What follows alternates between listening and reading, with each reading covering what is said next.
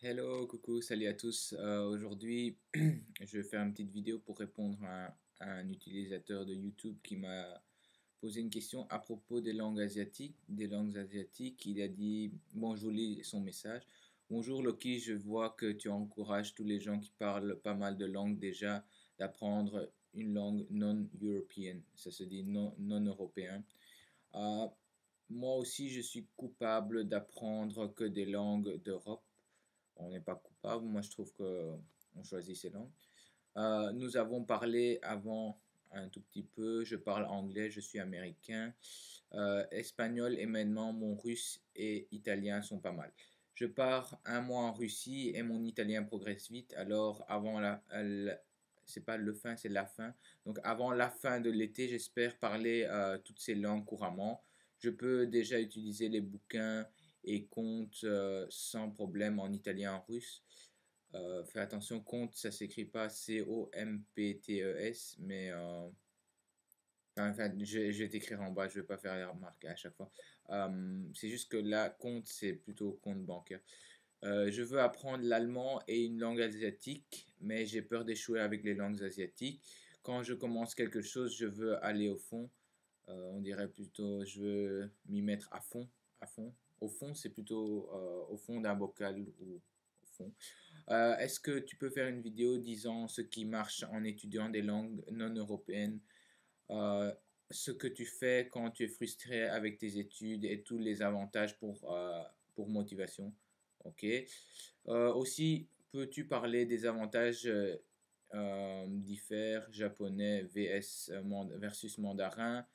Moi, j'ai vraiment du mal à choisir entre les deux. La culture japonaise, attention, un petit E, parce que culture c'est féminin, me paraît très intéressante avec un E. Mais je suis un étudiant de médecine, non, en médecine. Euh, et je peux aider plus de gens avec le chinois. Aussi, j'aimerais beaucoup visiter l'Asie, L apostrophe Asie. Et normalement, l'Asie, je pense pas que ça prenne une majuscule en français. Visiter l'Asie un jour, la Chine et le Japon. En gros, je sais même pas où commencer, alors je dis toujours je commence plus tard. Là, il faudra mettre je commencerai plus tard, vu qu'on est au futur. Alors, je sais que tu es très occupé, je comprendrai si tu ne réponds pas. Si tu réponds, réponds en anglais, français, espagnol ou italien, ça m'est égal. Ok, je vais te répondre en français, comme ça tu peux un peu pratiquer ton français, enfin ta compréhension à l'audition. Et pour tous ceux qui apprennent le français et qui veulent aussi également apprendre des langues asiatiques, cette vidéo sera très importante et très intéressante. Alors, pour répondre à ta question, euh, premièrement, on n'est pas coupable d'apprendre que des langues européennes parce que on doit bien commencer quelque part. Et souvent, les gens commencent par, si l'anglais n'est pas leur langue native, les gens commencent par apprendre l'anglais.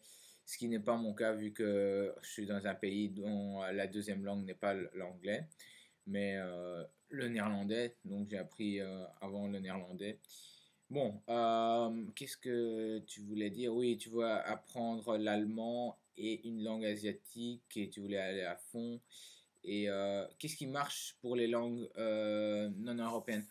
En réalité, apprendre une langue non européenne, ça signifie, en fait, on peut voir ça comme l'apprentissage des langues, comme une tour de hauteur, disons, à 20 étages, on va dire. Et l'étage 0 à 5, c'est vraiment la fondation, la base, on va dire, de la cave jusqu'au cinquième étage. C'est vraiment la base, le vocabulaire de base, 2000 mots qu'on a besoin pour parler, communiquer tous les jours avec les gens. Sans ce vocabulaire-là, sans ces expressions-là, sans ces phrases-là, on ne sait pas communiquer et vivre dans le pays. Alors, après de cinquième au dixième étage, ce serait plutôt niveau intermédiaire où on raffine un peu ses expressions, où on apprend plus de vocabulaire, où on commence à développer une capacité de plus en plus flexible, où on commence à savoir traiter de sujets différents à chaque fois et aller dans des sujets plus pointus.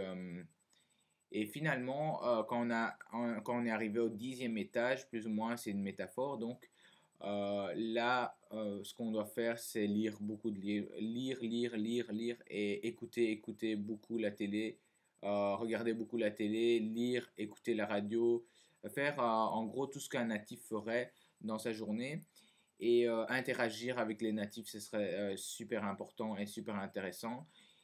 Et donc, du 10e au 20e étage, on va dire que c'est vraiment le niveau de perfectionnement. Et là, ça demandera plus d'apprendre du vocabulaire spécifique lié aux vêtements ou aux choses qu'on n'utilise pas très souvent. Par exemple, du velours côtelé ou je sais pas, une veste croisée ou des mots de vocabulaire vraiment qu'on utilise vraiment pas souvent, des escarpins, des mocassins, des trucs comme ça. Mais avant de connaître ces mots un peu plus compliqués, il faut d'abord connaître la base parce que ces mots-là sont pas très importants pour une communication essentielle, on va dire.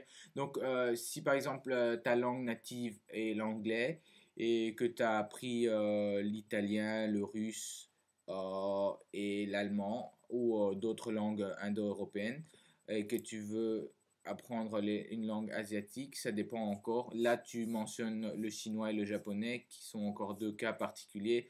Si on mentionne l'indonésien ou le philippin, ça sera encore différent. Mais bon, disons prenons l'exemple du japonais. Alors, qu'est-ce qui sera différent par rapport aux langues indo-européennes? Alors, c'est qu'il faudra investir beaucoup plus de temps pour le vocabulaire, de un, vu qu'il n'y a pas de vocabulaire commun entre l'anglais et le japonais, sauf les mots d'emprunt, par exemple. Ils avaient des mots qu'ils n'avaient pas en japonais parce que ça n'existait pas au Japon et ils le reprennent directement de l'anglais. Par exemple, un couteau se dirait knife, une fourchette se dirait fork, ça vient de knife and fork. Et ils ont aussi d'autres mots comme basketball qui veut dire basket ou je sais pas moi. Mais il y a aussi des emprunts qui sont un peu trompeurs. Par exemple, baby car, ça veut dire une poussette et pas une voiture pour enfants. Voilà quoi. Et bon, donc au niveau du vocabulaire, ça demandera beaucoup de temps du point de vue du japonais. Et aussi au niveau de la syntaxe, vu que presque toutes les langues européennes, sauf peut-être quelques langues qui sont pas classées indo-européennes, fonctionnent sur le schème sujet, verbe, complément. Donc c'est en anglais, ça serait I buy an apple. En français, ça serait j'achète une pomme. L'ordre, c'est la même chose en espagnol, compro una manzana, ou en italien, ou dans toutes les langues indo-européennes, la logique sera la même. Mais en japonais, la logique est renversée. La pomme se retrouve au début. C'est pomme, petit suffixe marqueur de complément d'objet direct, et puis le verbe derrière. Donc c'est pomme, objet, j'achète. Donc, alors c'est un peu plus. Le cerveau doit se réhabituer à une nouvelle logique, à une nouvelle grammaire. C'est ça qui prend beaucoup de temps.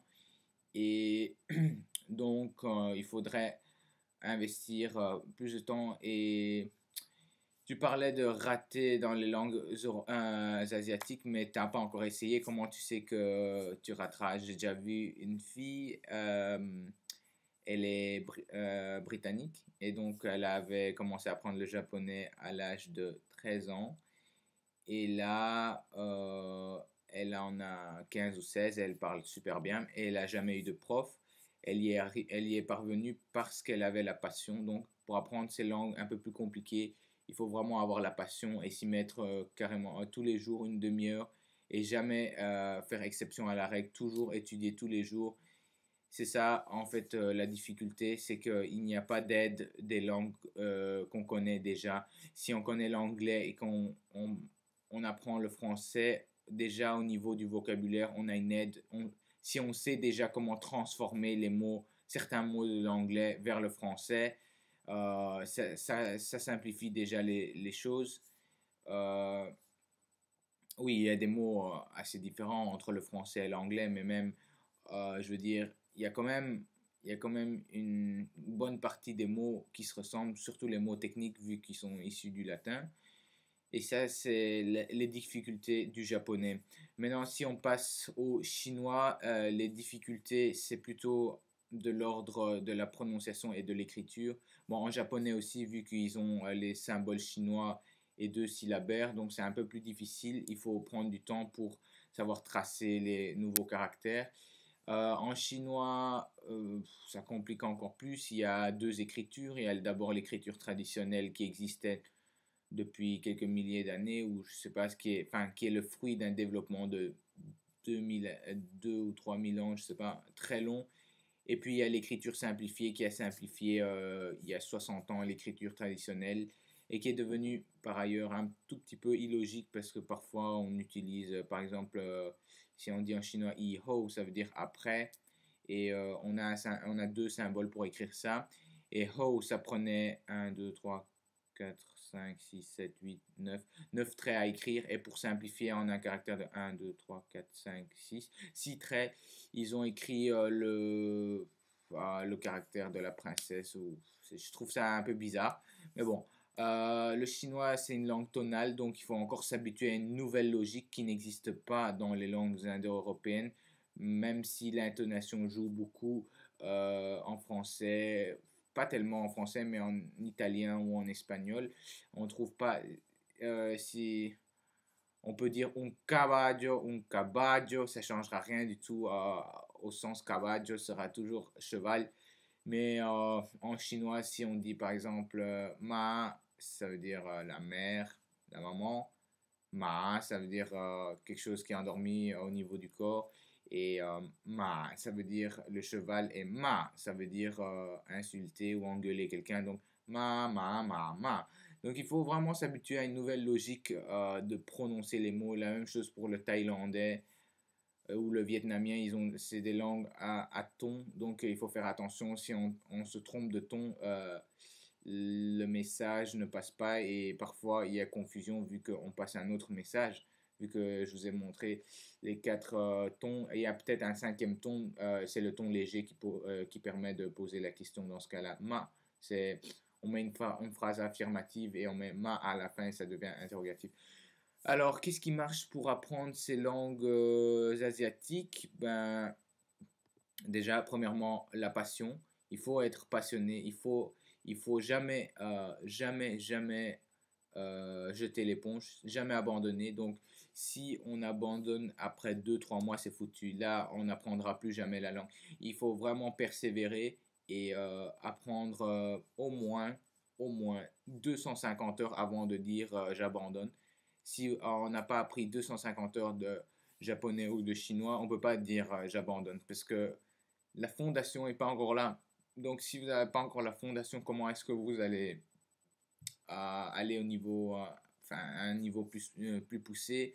Donc, il faut vraiment investir beaucoup de temps pour ces langues-là parce qu'elles ne ressemblent pas aux langues indo-européennes. Mais en même temps, elles sont plus faciles d'un point de vue grammatical de temps en temps, vu qu'en chinois, le verbe ne se conjugue pas. Il n'y a pas de futur, il n'y a pas de présent, il n'y a pas de passé simple, passé composé, rien de tout cela, juste un verbe et on rajoute quelques symboles pour préciser le temps. C'est vraiment très simple au niveau de la syntaxe, au niveau grammatical. Le chinois, c'est une des langues les plus simples au niveau de la grammaire. L'indonésien aussi, pareil. Et qu'est-ce qui marche autrement? Trouver des bons livres, ça c'est très important. Il faut, à chaque fois qu'on choisit des livres, il faut choisir un livre où on a en réalité beaucoup d'informations et pas trop de listes de vocabulaire. Mais là, je vois que la vidéo va arriver à 15 minutes, donc je vais faire une deuxième partie où j'expliquerai le reste plus en détail. Merci.